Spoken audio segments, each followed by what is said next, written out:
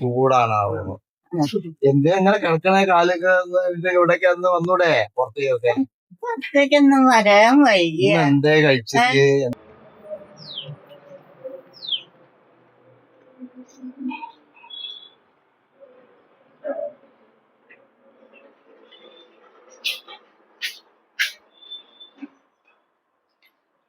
Hi, Reena വിലക്കാട്ടാണേ.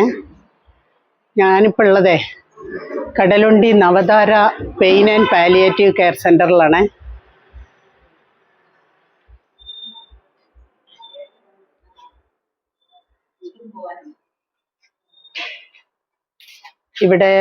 ഇവിടുത്തെ വിശേഷങ്ങളൊക്കെ നമുക്ക് ഒന്ന് അറിയാനുണ്ട്, ചോദിച്ചറിയാനുണ്ട്. ഹായ്, റീന വിലക്കാട്ടാണേ. രണ്ടാമതും നവതാരയിലാണേ നമ്മളെ. അപ്പോൾ നവതാര പെയിൻ പാലിയേറ്റീവിൻ്റെ ഒരു ഹോം കെയറുമായിട്ട് ബന്ധപ്പെട്ടാണ് ഇവിടെ എത്തിയിട്ടുള്ളത്. നമുക്ക് മുരളി ഡോക്ടറെ ഒന്ന് ശരിക്കൊന്ന് പരിചയപ്പെടാം. ഡോക്ടർ ESI നിന്ന് ഞാൻ റിട്ടയർ ചെയ്തിട്ട് 24 കഴിഞ്ഞ മെയ്യില് മെഡിക്കൽ ഓഫീസറായിട്ട് റിട്ടയർ ചെയ്ത അല്ലെ? നമ്മളെ പറവൊക്കെ ESI ENT സർജനും കൂടിയാണ് ഡോക്ടർ. അതിന് മുന്നേ തന്നെ ഈ പാലിയേറ്റീവ് രംഗത്ത് പ്രവർത്തിക്കുന്നുണ്ട്. 15 വർഷമായിട്ട് അല്ലേ?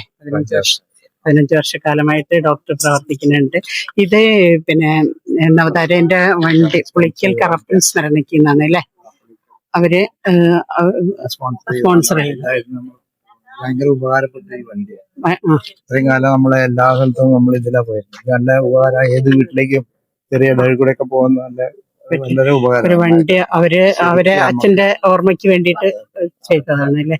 അതാ. അപ്പൊ അതില് ഡ്രൈവറായിട്ടാണ് പോണത്. സേവനായിട്ടാണോ? സേവനായിട്ടാണ്. എന്തൊരു പേര്? അഭിനവ്. എവിടെയാ വീട്? കടലുണ്ടി തന്നെ അല്ലേ? അപ്പൊ കൊച്ചിയില് ജോലിക്ക് വന്നിട്ട് ചെയ്യാണോ? അങ്ങനെ വന്നാലേ അത് ശരി. അങ്ങനെ ഇവരെ കൂടെ എന്താണ് പറയാനുള്ളത് ഒരു പ്രവർത്തനവുമായിട്ട്? അതായത് ചെറുപ്പക്കാര് അധിക സമയം കണ്ടെത്തണില്ലല്ലോ ഇത്തരം പ്രവർത്തനങ്ങളിലേക്ക് അല്ലേ? ചെറുപ്പക്കാരൊന്നും വരുന്നില്ല. അതൊക്കെ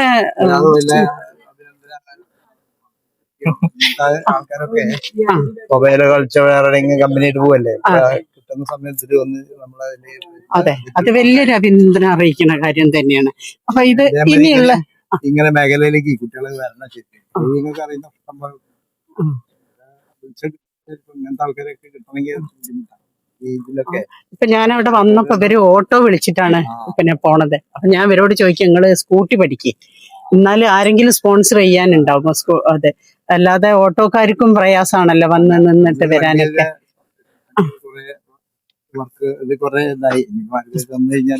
ആരെങ്കിലും ഒരു വണ്ടി തന്നു കഴിഞ്ഞാല്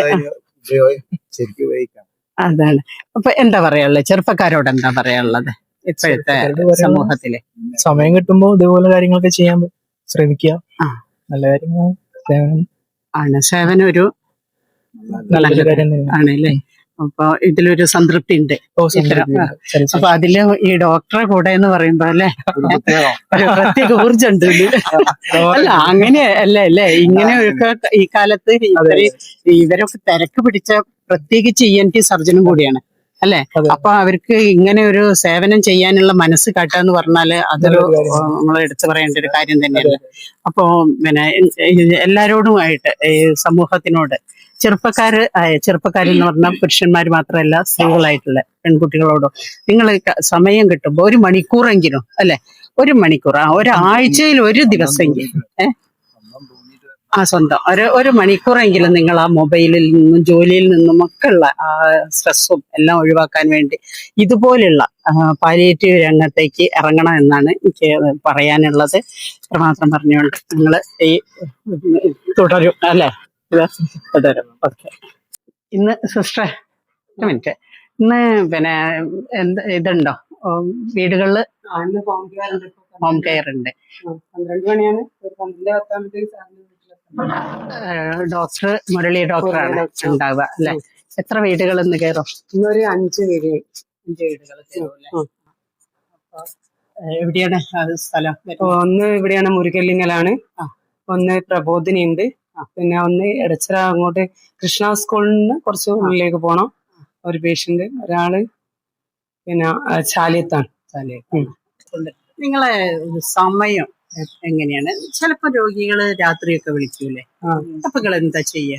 രാത്രി ഞങ്ങള് കൂടുതൽ എമർജൻസി ആണെങ്കിലേ പോകലുള്ളൂ. കാരണം ഒന്നിപ്പോ ഞാനും ഒന്ന് സിസ്റ്ററാണുള്ളത്. എനിക്ക് 2 ചെറിയ കുട്ടികളുള്ളത് കൊണ്ട് എന്നാലും ഇഞ്ചക്ഷൻ ഒക്കെ വെക്കാൻ പോകാറുണ്ട്. ഇന്നാള് പഞ്ചായത്തിന്റെ അടുത്ത് ഇഞ്ചക്ഷൻ ഉണ്ടായിരുന്നു 9 മണിക്കൊക്കെ. അത് അത്രയും അവർക്ക് ബുദ്ധിമുട്ട് പറഞ്ഞപ്പോ ഇതുപോലെ ഒരു വണ്ടി കൊടുത്തയച്ച് ഞങ്ങൾ പോയി. അങ്ങനെ എമർജൻസി പ്രവർത്തനാണോ? സേവനാണ് മുഴുവൻ. ഞങ്ങളിപ്പോ ഞങ്ങളെ ഇതിനനുസരിച്ചുള്ള ഇവരെന്താ? ഞാൻ വളണ്ടിയറാണ്. ആദ്യം ഞാൻ പിന്നെ ആരോഗ്യ മേഖലയിൽ വർക്ക് ചെയ്ത നേഴ്സിംഗ് അസിസ്റ്റന്റ് ആയിരുന്നു. ആണോ? എവിടെയായിരുന്നു? ചെട്ടിപ്പടി വർക്ക്. അവിടുന്നാണ് റിട്ടയർമെന്റ് ആയത്. ഹെൽത്തിലായിരുന്നു. ഹെൽത്തില് നേഴ്സിംഗ് അസിസ്റ്റന്റ്. കമല. അപ്പൊ എങ്ങനെയാണ് ഇവിടെ സൗജന്യ സേവനം? സൗജന്യ സേവനം ആണോ? അത് ദിവസം വരുമോ? ദിവസം വരും. ആണോ? എന്താണ് അങ്ങനെ വരാനുണ്ടായ ഒരു പ്രചോദനം? എനിക്ക് എന്താ വെച്ചാല് ആരോഗ്യ മേഖലയിൽ വർക്ക് ചെയ്തുകൊണ്ട് എനിക്ക് കൂടുതൽ രോഗികളെ ആയിട്ട് ഇടപഴകാൻ ഒരു അവസരം നമ്മളെ മുരളി ഡോക്ടറാണ് ഇങ്ങോട്ട് ക്ഷണിച്ചത്. ആണോ? ഞാൻ കുറെ വരാന്ന് പറഞ്ഞ് സമ്മതം കൊടുത്തു. ഇങ്ങനെ ഇവിടെ എത്ര വളണ്ടിയർമാരുണ്ട് ഇങ്ങനെ സേവന സന്നദ്ധരായിട്ട്? ഉണ്ട്. പക്ഷെ അതിനകത്ത് ജോലിക്ക് പോകുന്ന ആൾക്കാരായതുകൊണ്ട് ആക്റ്റീവായിട്ട് വരാൻ കഴിയില്ല. ആക്റ്റീവായിട്ട് എത്രയാളുണ്ട്? 15 ആൾക്കാർ. 15ഓളം ആളുകൾ ആക്റ്റീവായിട്ട് മാറി വന്നു. ഓക്കെ ശരി. അപ്പൊ ഞങ്ങള് ഹോം കെയറിനും കൂടെ പോവാണ്. ഇവരെ കൂടെ ഞാനും ഹോം കെയറിലേക്ക്. ചൂടാണാവോ എന്തേ അങ്ങനെ കിടക്കണ കാലൊക്കെ ഇവിടേക്ക് അന്ന് വന്നൂടെ പുറത്തേക്കൊക്കെ? പുറത്തേക്കൊന്നും വരാൻ വയ്യ. എന്തേ കഴിച്ചത്? നടക്കാൻ വയ്യെങ്കിൽ എന്താ കഴിച്ചത്? ചോറുണ്ടോ? ചോറുണ്ട്. ഇതിപ്പോ ആരാ? ഇതാരാത്? ഇതെന്റെ മോള്. ആ ഇന്ന് ചോറൊക്കെ കഴിച്ചില്ലേ? പനിക്കുന്നുണ്ടോ? ഇല്ലല്ലേ?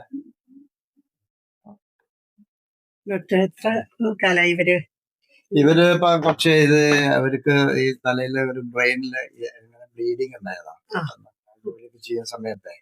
അപ്പൊ അതിങ്ങനെ ആദ്യം തുടക്കത്തിൽ കുറെ ഒരു എന്താ പറയാൻ ബോധമില്ലാത്ത അവസ്ഥയിൽ പിന്നെ അതിങ്ങനെ ബ്ലീഡിങ് കുറഞ്ഞ് ഇപ്പൊ ഇതേമാതിരി ഒരു നല്ല ലെവലിലായി. കുറച്ച് വർത്താനൊക്കെ പറയുന്നത് ആദ്യം തീരെ സംസാരിക്കില്ലായിരുന്നു അല്ലേ? കിഡ്നി പ്രോബ്ലം വന്നിരുന്നു.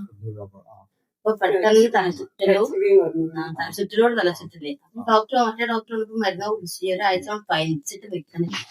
അങ്ങനെ രൂപൊക്കെ 1 മാസം ആകുമ്പോഴേക്ക് തന്നെ നമ്മളന്ന് പനിയുണ്ടോ? പനിയില്ല. അപ്പൊ ബ്ലഡ് കുറഞ്ഞേരം മെഡിക്കലില് 10 ദിവസം കടന്നേ. അപ്പൊ കിഡ്നി പ്രോബ്ലം ആണ്, കിഡ്നി വീക്കാണ്, ഓപ്പറേഷൻ വേണം. ഒരു DTP ആണ് ടെസ്റ്റ് ചെയ്യാൻ പറഞ്ഞത്. ഏപ്രിലേക്കാ കിട്ടി. മെഡിക്കൽ കോളേജില്ല അന്ന് മെഡിക്കലിൽ എത്തിയപ്പം മലൊക്കെ ഒരു ബ്ലാക്ക് കളറായി. പക്ഷെ ഇവിടെ വന്നപ്പോ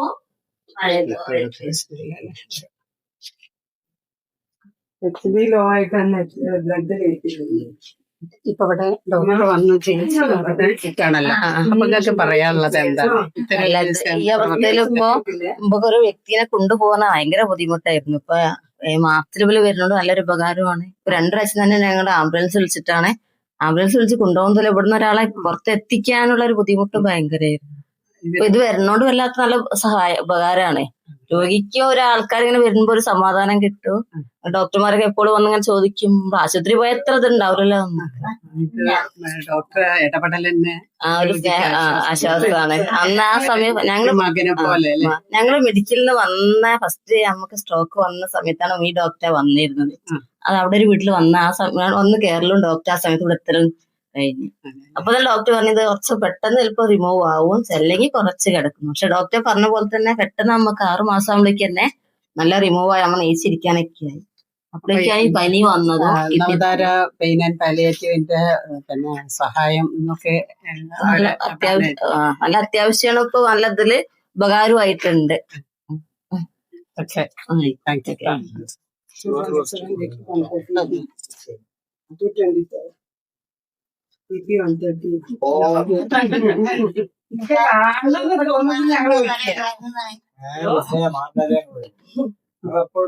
ചോറും തരുന്നില്ലല്ലോ.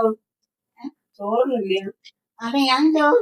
അല്ല ഓൾക്ക് ചോറ് കൊടുക്കില്ലേ? ഞങ്ങളോട് ചോറിന്നിട്ട് അവർക്ക് ചോറിന് കാര്യമില്ല. ഇല്ലേ അതെന്ത് ഓൾക്ക് ചായ കൊടുക്കണ്ട ചോറ് കൊടുക്കണ്ട. അങ്ങനെ കിടക്കണ്ട. ഞങ്ങള് ഇവിടെ ഈ കൊലായിൽ വന്ന് ഇരുന്നോളിട്ടോ. ചേച്ചി തിന്നിക്കളി. എന്നാ ശരിക്കോ. നടക്കുവോ? അമ്മേ ഡോക്ടർ ഇപ്പൊ വന്നല്ലോ. എങ്ങനെയുണ്ട് ഡോക്ടർ? എങ്ങനെയുണ്ട് നമ്മുടെ ഡോക്ടർ? തിരക്കിടില്ല? നിങ്ങൾ ചികിത്സിക്കുന്നതൊക്കെ നല്ലതായിട്ടല്ലേ? വരുമ്പോ സന്തോഷം തോന്നല്ലേ? സന്തോഷമുണ്ടോ? സന്തോഷമുണ്ടോ? ആണല്ലേ? ആയിക്കോട്ടെ ആയിക്കോട്ടെ, കിടന്നോളിട്ടോ. ഇത് എപ്പോഴും വരുന്ന ആളാ? ആണോ? എപ്പോഴും വരുവോ? എപ്പോഴും വരുന്ന ആളാ? ഇടക്കിടക്ക് വരുവോ? വരും. ആണോ? ആ. നമുക്ക് കണ്ടില്ലെങ്കിലോ, ഡോക്ടറെ കണ്ടില്ലെങ്കിലോ വിഷമം അല്ലേ? ആ. ആയിക്കോട്ടെ ആയിക്കോട്ടെ. ഞങ്ങൾ വരാം.